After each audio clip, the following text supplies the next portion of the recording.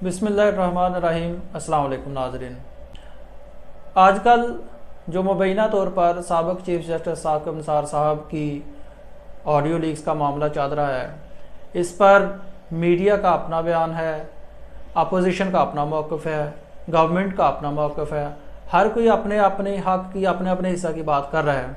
और इसी तनाज़ुर में एक किसी साहब ने कंटेम्प्ट पिटीशन फ़ाइल की इस बेस पे कि साकिब निसार साहब जो साबिक़ा चीफ जस्टिस साहब हैं, उनके बारे में ये जो ऑडियो लीक्स आई है, इसकी बुनियाद पर तौहीन की जा रही है अदालतों की और साबिक़ चीफ जस्टिस साहब की। तो इस पिटीशन को ऑनरेबल कोर्ट ने डिसमिस कर दिया, खारिज कर दिया।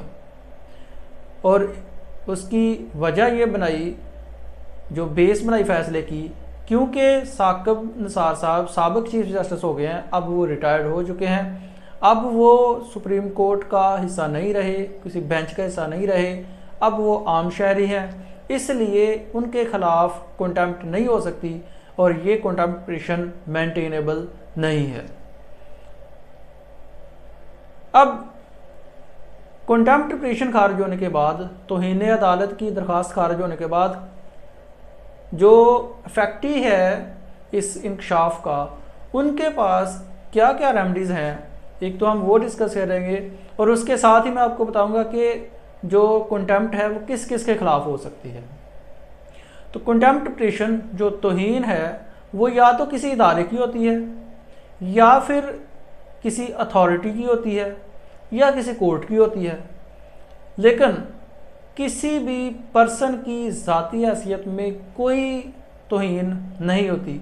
वो कोई आम शहरी हो, वो कोई ऑफिसर हो, वो कोई रिटायर्ड चीफ जस्टिस हो, कोई रिटायर्ड जर्नल हो, कोई भी हो, किसी की ज़ाती हैसियत में कंटेम्प्ट नहीं होती, बल्कि जो कंटेम्प्ट होती है वो किसी अथॉरिटी की होती है। जब तक कोई पर्सन अथॉरिटी है तब तक कंटेम्प्ट हो सकती है। जब कोई अथॉरिटी नहीं रहा, जब कोई लीगल अथॉरिटी पे, कोई गवर्नमेंट पोजीशन पे नहीं रहा, उसके बाद उसकी कंटेम्प्ट नहीं हो सकती, क्योंकि वो भी आम शहरी है। अब सुप्रीम कोर्ट से दरख्वास्त तौहीन अदालत खारिज होने के बाद जो रेमेडीज़ हैं वो भी हमारे लॉ ने प्रोवाइड की हुई हैं, और उनमें दो जो लॉज हैं वो पैरेलल हैं। ये सिविल प्रोसीडिंग्स भी शुरू की जा सकती हैं, क्रिमिनल प्रोसीडिंग्स भी शुरू की जा सकती हैं।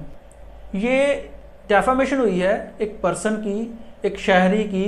डेफामेशन क्या होती है कि अगर कोई मटीरियल किसी के ख़िलाफ़, जिससे किसी की शोहरत को, किसी की इज़्ज़त को, इज़्ज़त नफ्स को नुकसान पहुंचता हो, उसको डेफामेशन कहते हैं।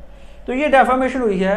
डेफामेशन ऑर्डिनेंस 2002 के तहत कार्रवाई की जा सकती है, सूट फाइल किया जा सकता है। ऑर्डिनरी कोर्ट में, कोर्ट ऑफ ओरिजिनल जुरिस्डिक्शन में, जनरल लॉ के तहत suit for recovery of damages file किया जा सकता है।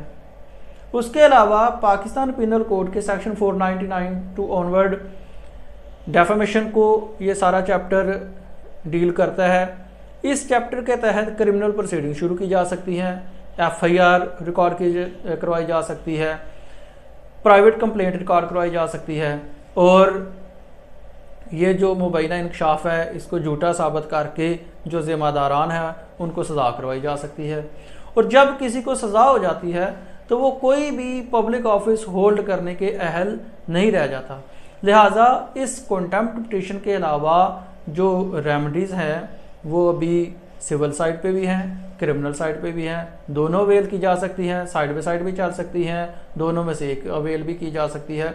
ये इन दोनों का अपना अपना स्कोप है। लिहाजा दरख्वास्त तौहीन अदालत ख़त्म होने के बाद मामला ख़त्म नहीं हुआ, अभी रेमेडीज़ लॉ की प्रोवाइड हैं।